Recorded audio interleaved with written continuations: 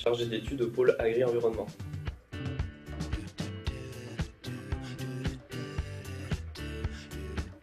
Mon job, en fait, ça consiste à chercher des solutions pour que l'agriculture soit plus durable et qu'il y ait moins d'impact sur l'environnement.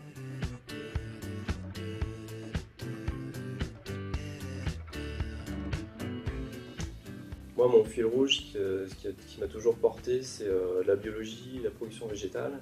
Et j'ai toujours été dans la théorie au début, et puis moi j'avais envie de mettre en application tout ça, donc d'arriver en bureau d'études, de faire du conseil en plus auprès des agriculteurs. Bah, voilà, ça m'a permis de mettre en application ce qui me tenait à cœur.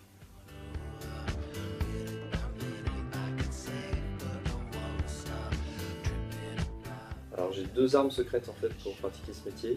La première, c'est l'organisation pour bien gérer les projets.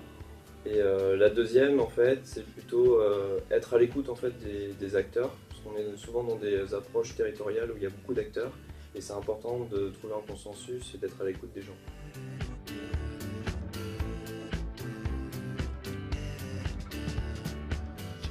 Moi, ce qui me motive dans ce métier, c'est vraiment que tous les jours, je découvre des nouvelles choses, des nouveaux projets avec des challenges. Ça, c'est vraiment pour le côté métier. Après, il y a aussi le côté ici, depuis que je suis arrivé, moi, ça se passe super bien avec les collègues et ça, c'est vraiment quelque chose qui me motive au quotidien.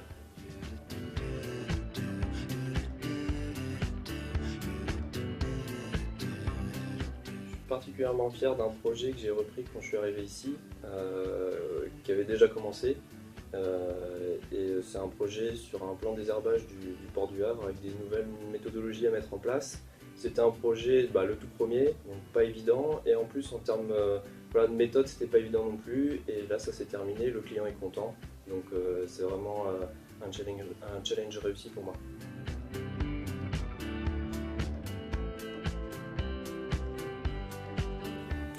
Alors, un des souvenirs vraiment que je garde en mémoire, c'est lors d'un diagnostic agricole que j'ai fait.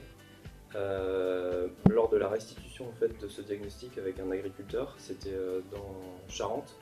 Je faisais ma restitution et puis il m'a arrêté toutes les 5 minutes pour partir. Donc, je ne comprenais pas, je lui disais mais si vous avez quelque chose sur le feu, allez-y, c'est pas grave, on reprendra après. Et en fait, au bout d'un moment, il me dit mais non, mais c'est parce qu'il y a votre collègue qui arrive tout à l'heure, et ce sera midi, ce sera l'heure de l'apéro, donc j'ai mis un petit truc à décanter.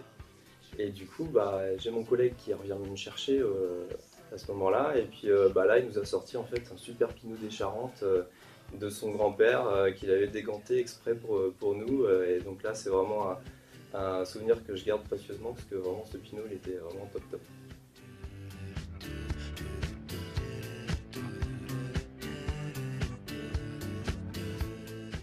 Mon premier souvenir SCE, c'est mon premier jour ici, quand je suis arrivé, que j'ai découvert les collègues et l'équipe.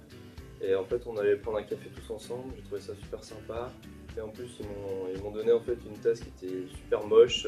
Et donc tout de suite, je me suis dit, bon, c'est bon, je vais être dans le bain tout de suite. Et voilà, ça c'est un très bon souvenir pour moi.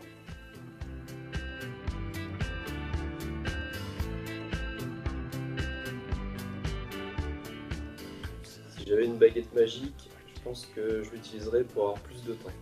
Pour avoir plus de temps, notamment sur les projets, parce qu'il y a des fois, on a envie d'en faire plus avec des super challenges, mais on n'a pas le temps. Donc vraiment, cette baguette magique, voilà, ce serait super.